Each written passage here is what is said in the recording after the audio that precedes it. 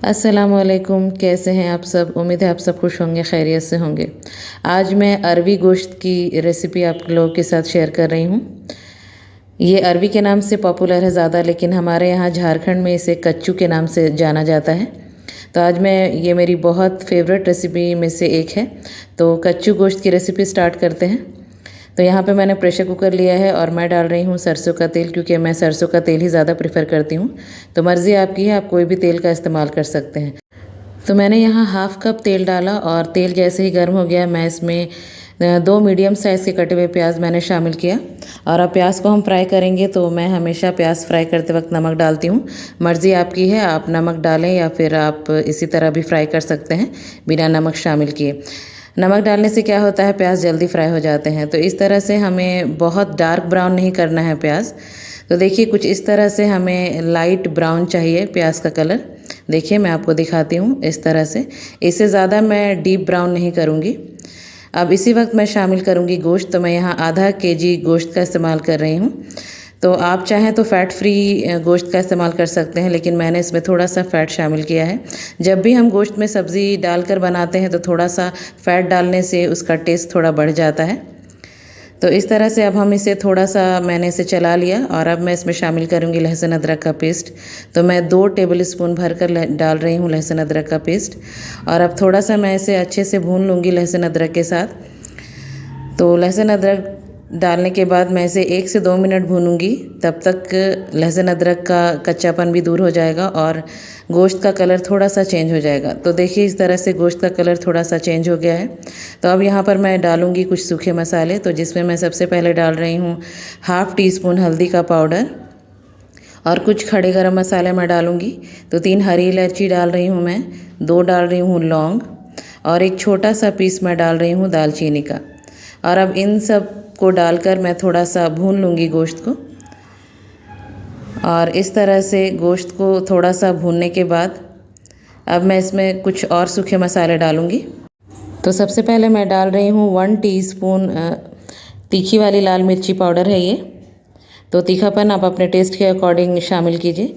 और अब मैं डाल रही हूँ हाफ़ टी स्पून ज़ीरे का पाउडर और 1 टीस्पून धनिया का पाउडर। और अब मैं डाल रही हूँ नमक। तो नमक आप अपने टेस्ट के अकॉर्डिंग डालिए। मैं अभी 1 टीस्पून शामिल कर रही हूँ। और अब इन सब को बहुत अच्छे से मैं मिक्स कर लूँगी। और मिक्स करने के बाद अब हम गोश्त को थोड़ा सा भून लेंगे। तो गोश्त को हम बहुत अच्छे से भूनेंगे तब तक जब तक गोश्त से तेल अलग नहीं हो जाता। तो इस तरह से हम गोश्त को बिना ढके हुए ही चलाते हुए भून रहे हैं। तो इस तरह से देखिए, करीब मैंने 4 से 5 मिनट भूना और तेल अलग हो गया है गोश्त से।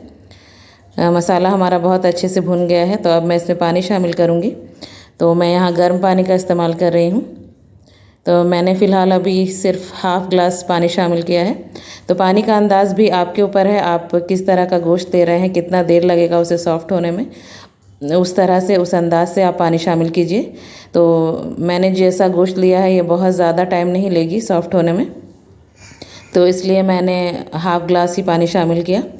और अब मैं इसे प्रेशर कुक करूँगी। तो मैं कुकर का लिड लगा लेती हूँ और अब हम इसे बहुत अच्छे से गलाएंगे। तो अगेन इसका अंदाज़ आपको खुद से रखना है। ये डिपेंड करता है आपके प्रेशर कुकर पे, आपके चूल्हे के फ्लेम पे और किस तरह का आप गोश्त ले रहे हैं उस पर भी डिपेंड करता है। तो आप अपने अंदाज़ के मुताबिक गोश्त को गलाइए। तो करीब हम गोश्त को 80% तक गलाएंगे। तो इस तरह से देखिए, मैंने एक सीटी आने तक मैंने फ्लेम को तेज़ रखा था, फिर मैंने लो टू मीडियम पे रख के इसे 10 मिनट गलाया। और अब मैं उसके बाद मैं लिड ओपन कर रही हूँ। तो अब मैंने फ्लेम को ऑन कर दिया है फिर से। तो इस तरह से देखिए, गोश्त हमारा बहुत अच्छे से सॉफ्ट हो गया है। मैं इसे चेक कर लेती हूँ फिर भी।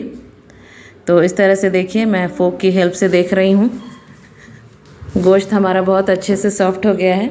तो गोश्त भी आप अपने अंदाज़ के मुताबिक गलाइए जिस तरह से आपको पसंद है। तो इस तरह से देखिए, मैं इतना सॉफ्ट रखती हूँ कि हाथ से इजीली गोश्त टूटना चाहिए। तो अब मैं इसमें शामिल करूँगी टमाटर। तो मैं 3 छोटे साइज़ की टमाटर का इस्तेमाल कर रही हूँ। टमाटर शामिल करने के बाद मैं इसमें डाल रही हूँ कटी हुई हरी मिर्चें। तो मैंने 2 छोटे साइज़ की हरी मिर्चों को इस तरह से फ़ाइन चॉप करके डाल रही हूँ मैं। इस तरह से मिर्ची को डालने से सालन का टेस्ट बहुत अच्छा आता है। तो इस तरह से अब मैं इसे ढक कर कुक करूँगी। प्रेशर कुकर का लीड हमें पूरी तरह से नहीं लगाना है, बस नॉर्मल लीड की तरह हम इसे ढक कर कुक करेंगे टमाटर के सॉफ्ट होने तक। तो ये देखिए करीब 2 से 3 मिनट के बाद टमाटर बहुत अच्छे से सॉफ्ट हो गए हैं। तो इसी तरह हम स्पैचुला से इस तरह टमाटर को दबाते हुए बहुत अच्छे से मैश कर लेंगे। तो इस तरह से बहुत अच्छे से टमाटर अब सॉफ्ट हो गए हैं, तो मैं बहुत अच्छे से पहले इसको चला लूँगी। और अब हम इसमें शामिल करेंगे कच्चू। तो यहाँ पर मैं कच्चू ले रही हूँ 250 ग्राम्स, 1 कप के करीब हैं। तो छोटे साइज़ के कच्चू हैं, तो मैंने इस तरह से इसे बीच से काट दिया है। आपकी मर्ज़ी, आप जिस तरह से भी काटें।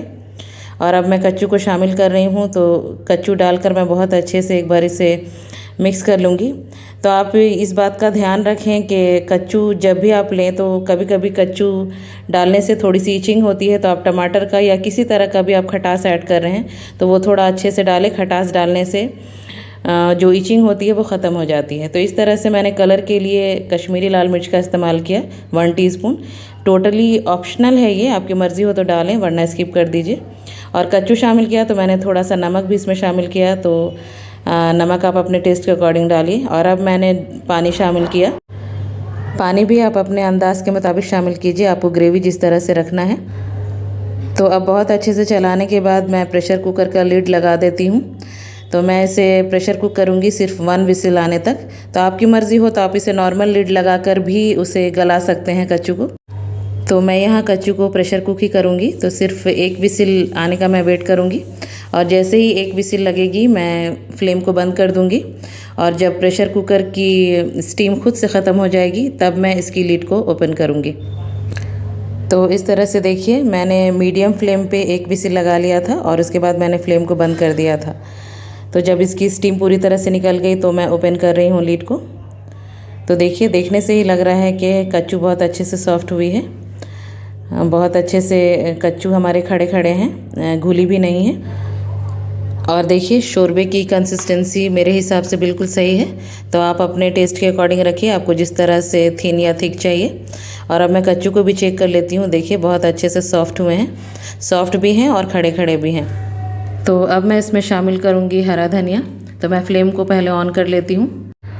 हरा धनिया डालने के बाद अब मैं इसे थोड़े से इसी तरह से ग्रेवी को उबलने दूँगी सिर्फ आधे मिनट के लिए। और इस तरह से देखिए आधा मिनट हो गया है, मैं इसे बराबर से चला ले रही हूँ।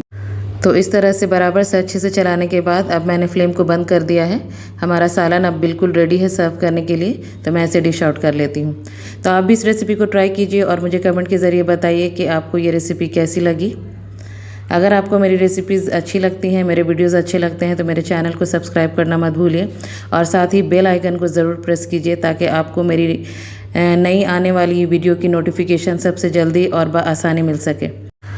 वीडियो अगर आपको पसंद आई हो तो इसे ज़्यादा से ज़्यादा लाइक एंड शेयर कीजिएगा अपने फैमिलीज़ और फ्रेंड्स के बीच। तो इस तरह से मैं सालन को थोड़ा सा गार्निश कर रही हूँ फ्रेश हरे धनिए के साथ। तो इसी के साथ मुझे इजाज़त दीजिए। मुझे खूब सारे दुआओं में याद रखिए। मिलती हूँ नेक्स्ट वीडियो में इसी तरह की एक मज़ेदार और हेल्दी रेसिपीज़ के साथ इंशाअल्लाह। अल्लाह हाफ़िज़।